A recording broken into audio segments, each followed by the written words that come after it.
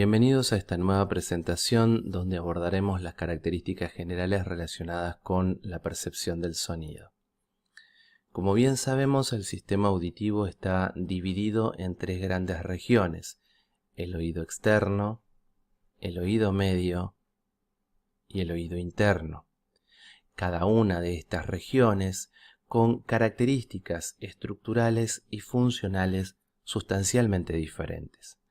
Así, cuando el sonido se produce en el medio ambiente, el pabellón auricular cumple con la función de concentrar las ondas sonoras, orientándolas hacia el orificio externo del conducto auditivo externo. El conducto auditivo externo cumplirá con su función de conducir las ondas sonoras hacia la parte más interior. La parte más interna del conducto auditivo externo finaliza en un fondo íntegro, ciego, que está representado por la membrana timpánica. Al chocar las ondas sonoras contra la membrana timpánica vibra. La vibración de esta membrana se traduce a la cadena osicular, a la cadena de huesecillos que conforman el oído medio, martillo, yunque y estribo. Al vibrar el estribo, vibra la membrana de la ventana sobre la cual éste se encuentra apoyado, que es la ventana oval.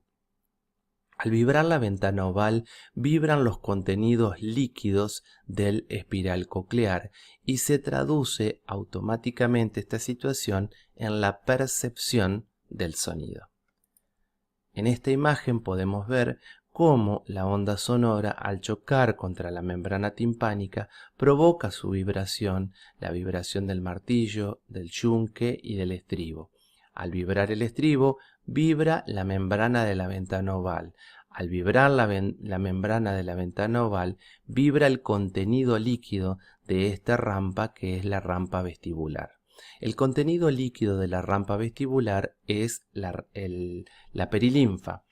La perilinfa entonces vibra todo a lo largo de lo que sería la rampa vestibular hasta llegar a la altura del agujero espiral o helicotrema.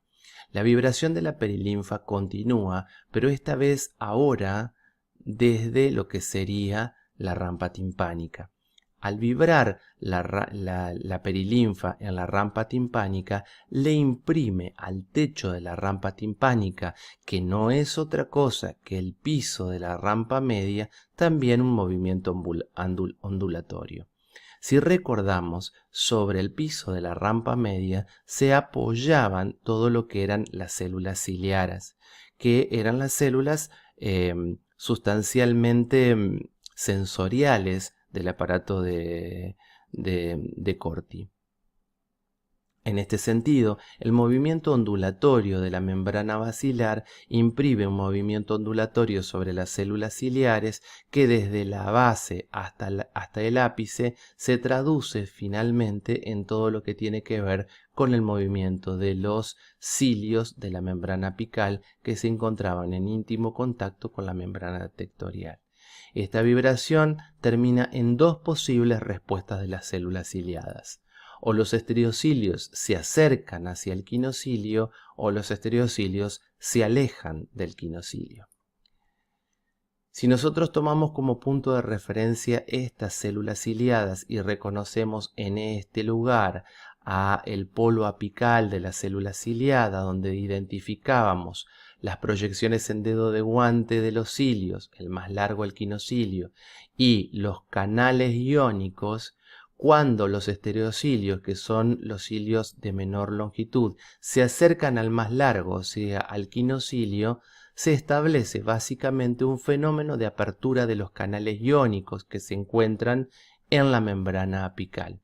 Dentro de los canales iónicos que hemos reconocido en el polo apical de las células ciliadas, identificamos los canales de potasio y los canales de calcio.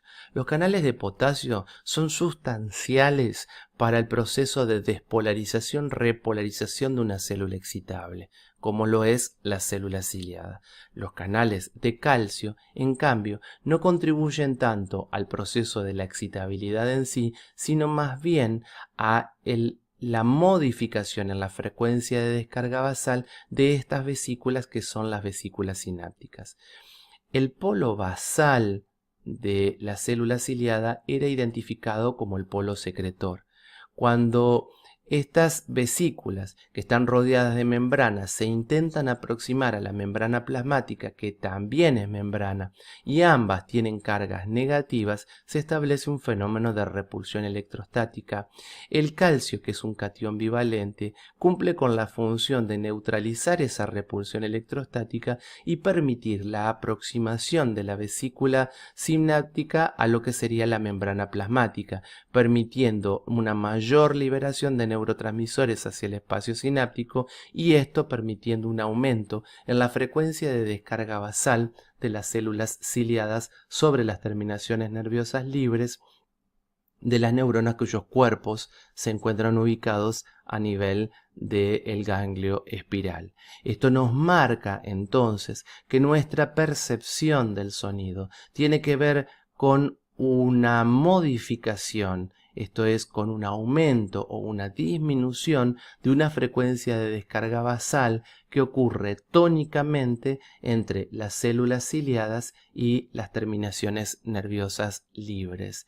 Entendiendo que no hay un silencio absoluto, nosotros percibimos los sonidos como aumentos o disminuciones de la frecuencia de descarga basal de las células ciliadas sobre las terminaciones nerviosas libres de las neuronas cuyo soma se encuentra ubicado a nivel del ganglio espiral. Cuando los canales iónicos entonces se abren a consecuencia de que los estereocilios se aproximaron al quinocilio, la célula ciliada se despolariza y aumenta la frecuencia de descarga basal. En cambio, cuando los estereocilios se alejan del quinocilio, los canales iónicos antes mencionados se cierran, la célula se hiperpolariza y la frecuencia de descarga basal de la célula ciliada sobre las terminaciones nerviosas del ganglio espiral disminuye. Una vez que se ha establecido el estímulo viaja hacia los cuerpos neuronales ubicados en el ganglio espiral.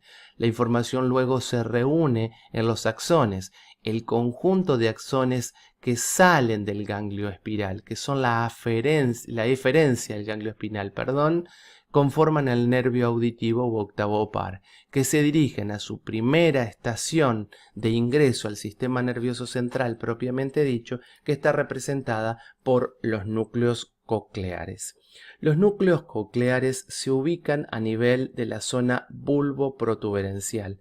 En él se reconocen tres grandes porciones bien identificadas: las porciones anteroventral, la porción posteroventral y la porción dorsococlear.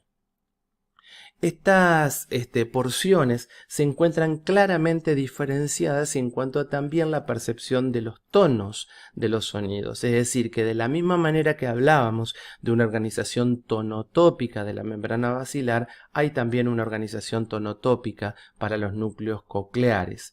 Allí, axones provenientes de la base de la cóclea pueden penetrar profundamente en los núcleos y allí ramificarse llevando fibras a las tres porciones antes mencionadas. En cambio, los axones que provienen más del vértice de la cóclea penetran en los núcleos más superficialmente y se ramifican, dando fibras también para las tres porciones. El resto de los axones se distribuyen de manera ordenada entre ambos extremos. Los núcleos cocleares de esta manera van a recibir información ipsilateral del ganglio espiral y van a proyectar tanto ipsi como contralateralmente a los complejos olivares superiores. El complejo olivar superior es una verdadera estación de relevo en la vía auditiva. Suele recibir información auditiva bilateral, o sea, tanto ipsi como contralateral. En él se pueden identificar dos regiones bien diferenciadas, las regiones laterales y las regiones mediales.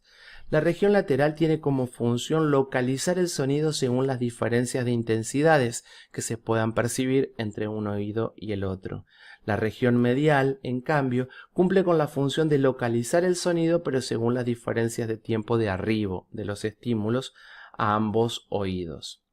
En general, una vez que han recibido la información y la han procesado, el complejo olivar superior puede llevar información directamente a los tubérculos cuadrigéminos inferiores, tanto por vía ipsi como por vía contralateral, como lo puede llevar por vía indirecta previa estación en los núcleos del sistema lemniscal. Los tubérculos cuadrigéminos inferiores se encuentran ubicados a nivel del mesencéfalo y son también, igual que el complejo olivar superior, una verdadera estación de relevo en la vía de la corteza auditiva. Reciben proyecciones de ambos oídos, por eso cuando aparecen lesiones unilaterales centrales de la vía auditiva no suele producirse sordera. Reciben entonces información de los tubérculos cuadrigéminos inferiores y van a proyectar a lo que serían reciben información del complejo olivar superior de los núcleos del sistema lemniscal y proyectan hacia lo que serían los cuerpos geniculados mediales. El cuerpo geniculado medial está representando a diferentes núcleos de proyección específica del tálamo. De hecho, lo son. Reciben información estos de los tubérculos cuadrigéminos inferiores y van a proyectar hacia la corteza auditiva. La corteza auditiva comprende la zona central de los hemisferios cerebrales donde se integra la información periférica. Existen en ellas una extensa representación de cada oído, por eso las lesiones de la corteza no alteran las percepciones del sonido, pero sí la de su localización en el espacio. Generalmente se reconocen también una organización tonotópica a nivel cortical. La corteza auditiva primaria, ubicada en la circunvolución temporal superior, en las áreas 41 y 42 de Brodmann, recepcionan los estímulos más simples desde el punto de vista auditivo, ejemplo los ruidos. En cambio, la corteza asociativa lateralizada, áreas de Wernicke de Broca, recepciona estímulos mucho más complejos, como por ejemplo el lenguaje. Esta vía puede parecer compleja para tratar de comprender, sin embargo hemos tratado de simplificarla lo más que hemos podido. Tenemos que entender que además en la vía existen diferentes otras regiones del sistema nervioso que pueden influir sobre ella. Ejemplo, imprimir emocionalidad a lo que nosotros podamos escuchar. Cuántas veces escuchar un tema musical nos evoca emociones positivas y cuántas veces también nos puede evocar emociones negativas. Esta relación con el sistema límbico es también estrecha y es un ejemplo más de las múltiples otras combinaciones que pueden surgir a partir de esta vía.